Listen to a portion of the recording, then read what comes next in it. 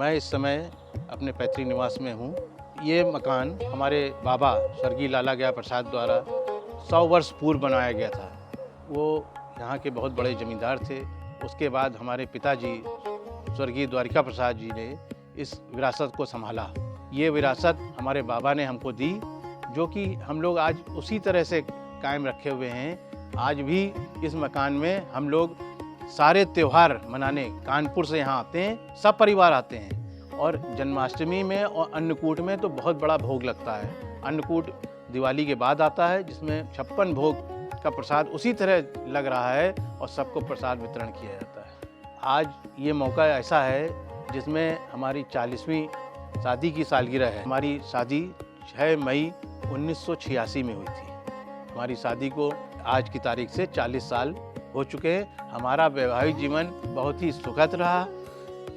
किसी बात की कोई परेशानी आज तक नहीं आई हम दोनों के बीच में। ये ऊपर वाले की कृपा थी। और ये हमारे घर का मंदिर है, जहाँ हम लोग सब लोग यहाँ पूजा और पाठ करते हैं। ये हमारी गद्दी है, जिसमें हमारे मुनीम जी यहाँ पर रहते हैं। सारे व्यापार की देख रेख हमारे मुनीम लोग ही करते हैं। उन्हीं के द्वारा सब संचालित होता है। हम लोग सब उसको देखते हैं, देखभाल हम लोग करते हैं, लेकिन मुनीम जी ही सब उसको मैनेज करते हैं। मैंने एमकॉम किया हुआ है।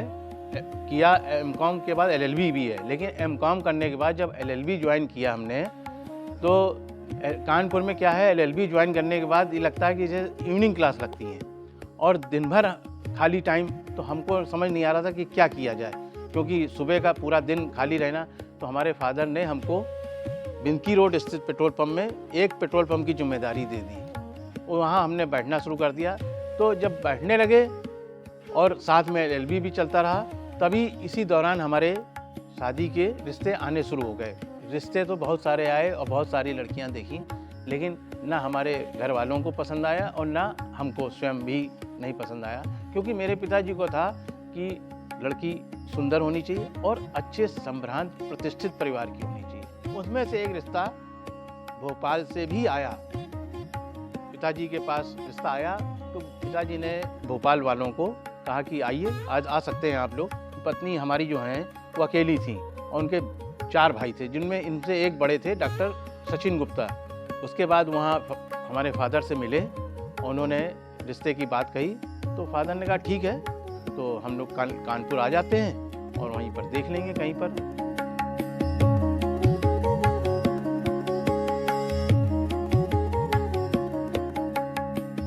तो मेरे भाभी के पापा ने ही हमारे लिए रिश्ता ये लेके आए थे। तो वही सब हुआ, बातचीत हुई, सब कुछ हुआ और देखने के लिए हम लोगों को कानपुर बुलाया गया। वहीं पे सब कुछ तय हुआ कि हम लोगों को, सचिन भैया लोगों को जाना है जहानाबाद। सब लोग देखने के लिए आए और गुप्ता जी भी थे। सब लोग आए देखने के लिए, वहाँ पे देखे।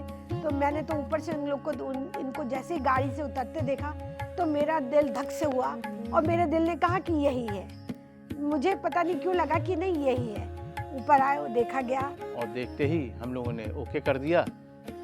जब ओके कर दिया तो उन्होंने कहा कि अब हम आए हैं इतनी दूर से, तो कुछ रस्म भी करके जाना चाहते हैं।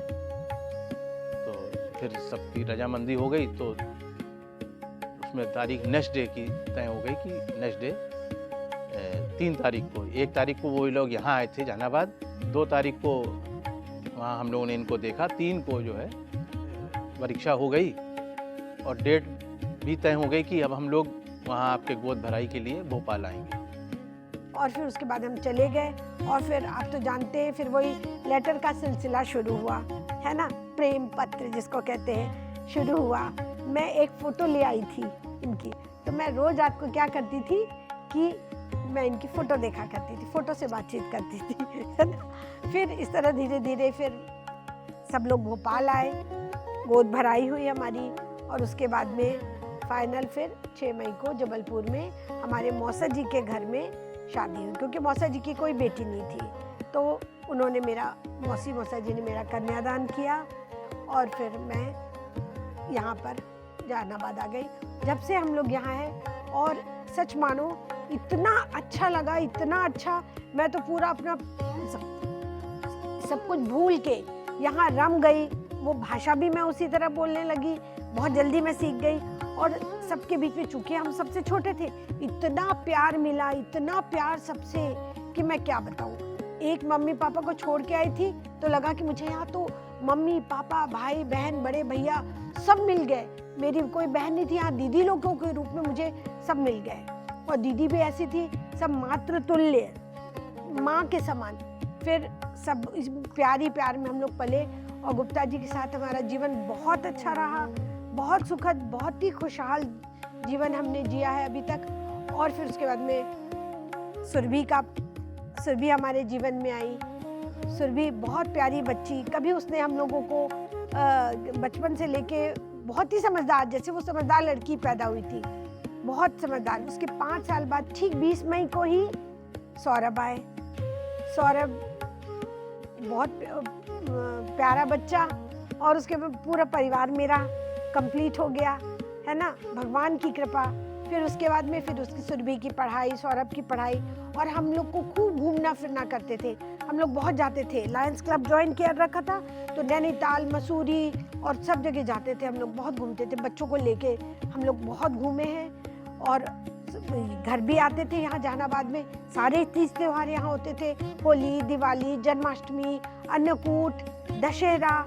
यहाँ इतना परिवार, ये घर पूरा घर के ही मेंबर से भरा रहता था, बहुत रौनक रहती थी। हम लोग पहले यहीं रहते थे, फिर जब सुरभि का एडमिशन हुआ तब हम लोग जाके कानपुर में शिफ्ट हुए, नहीं तो पहले हम यहीं रहते थे, बहुत अच्छा लगता था।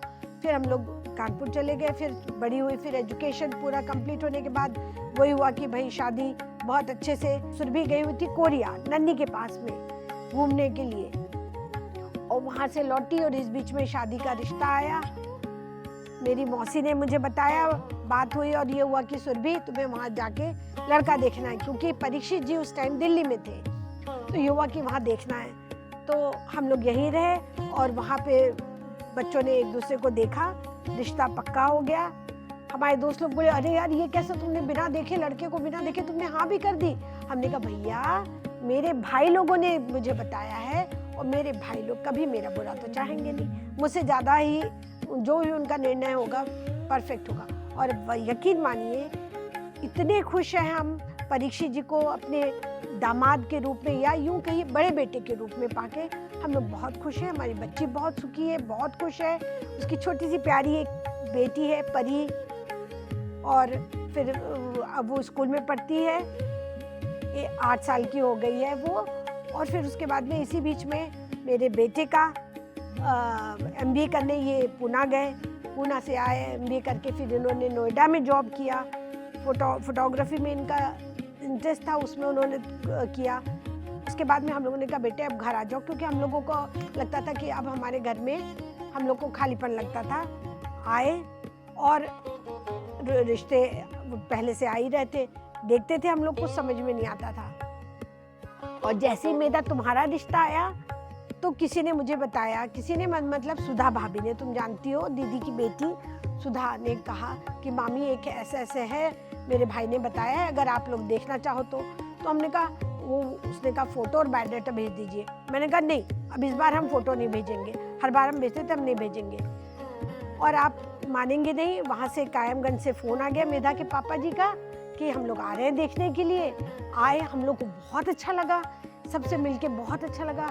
और बस फटाफट इन लोग कुछ ही दिन में मेधा को लेके आ गए, और मोती झील में वहाँ पर आपको देखा, आप तो सब जानते हो कैसे हुआ। तो आप दोनों ने हाँ कर दी, और उसके बाद में आप आ गए मेरे जीवन में, और हमारा परिवार कंप्लीट हुआ। और सच मानो मेधा, तुम हमारी बहू नहीं बेटी हो, और बेटी की माना है बेटी की तरह ही रहना, और हमारा परिवार कंप्लीट हुआ।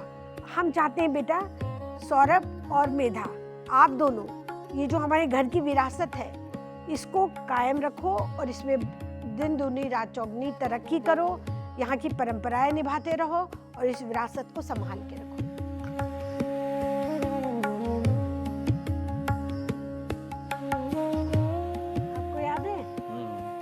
जब शादी के बाद हम लोग आए थे, रात भर बस का सफर किया था। अरे वो तो है ना? इतना लंबा रास्ता हाँ, लंबा रास्ता, और फिर आए और यहाँ पे उतरे और सब लोग अर्ली मॉर्निंग की बात है वो। सुबह सुबह सुबह 6 बजा होगा, 5 या 6 बज रहा है, 6 5:30 बज रहा होगा। हम लोग सुबह आ गए थे। सुबह आ गए थे।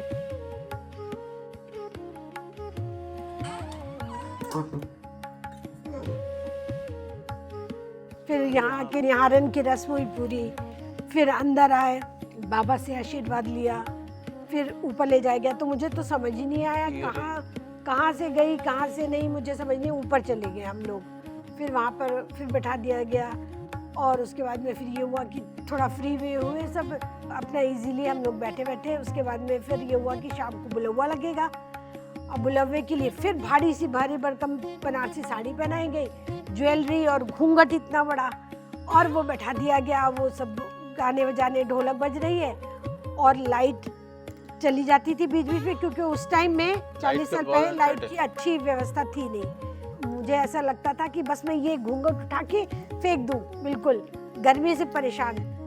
ये देखो, ये है यहाँ हमारे जानवर, मतलब गाय भैंस के, उनका एक विश्राम स्थल था। अच्छा, यहाँ पर पूरे हमारे गाय भैंसें बांधी जाती थी। अच्छा और ये देखो, उनके लिए चारा काटने की मशीन भी लगी हुई है। अच्छा अच्छा। इससे चारा कटता था, यहाँ सारे जानवर रहते थे, गाय भैंस सब रहती थी। यहाँ नीम का पेड़ हुआ करता और यहाँ किसी टाइम नीम का पेड़ हुआ करता था, चारों तरफ पेड़ ही पेड़ थे। अच्छा। अभी आज तो नहीं है। अब ये देखिए, हम लोगों का कुआं, इसी से हम लोग पानी पीते थे, और पूरी बाजार भर के लोग पानी पीते थे। यही तो कुआं पूजन भी होता हाँ, है, यहाँ यही कुआं पूजन भी यही हुआ। मैंने पानी वो किया था। फिर हम लोग, ये हमारे देखिए शंकर जी का मंदिर है यहाँ पर। तो आज हम अपने परिवार के सभी लोगों के प्रति और मित्र मंडली, लायंस क्लब के सभी सदस्यों, सबके प्रति बहुत आभारी हैं, जो कि हमारी खुशियों में शामिल होने और वहाँ हमें शुभकामनाएं देने आए हैं। आप सबको हृदय से आभार, धन्यवाद। तो 40 इयर्स, 40th एनिवर्सरी, तो जो भी ये अब आए हैं हमारे 40th सेलिब्रेशन में, पापा मम्मी के 40th वेडिंग सेलिब्रेशन में जो आए हैं, उन सभी को मैं थैंक यू देना चाहता हूँ। और ये स्पेशली वीडियो आप ही लोगों के लिए ही बना है, और उन लोगों के लिए बना है जिनको नहीं पता है कि या इस हमारे फैमिली के जो जहानाबाद का जो फैमिली का जो बॉन्ड का जो रीज़न है कि क्यों हम सब एक साथ रहते हैं, क्यों जुड़े हैं, क्यों बॉन्ड बहुत अच्छा है, वो रीज़न मुझे दिखाना था। और जो जहानाबाद नहीं पता है, जिनको जहानाबाद का घर हमारे लिए बहुत स्पेशल है, कुछ लोगों के लिए हो सकता है कि सिर्फ एक घर हो या सिर्फ जहानाबाद हो, बट हमारे लिए बहुत स्पेशल है, लेगेसी है, तो वो मुझे दिखाना था। तो रो क्यों रहे हो? नहीं, तो इस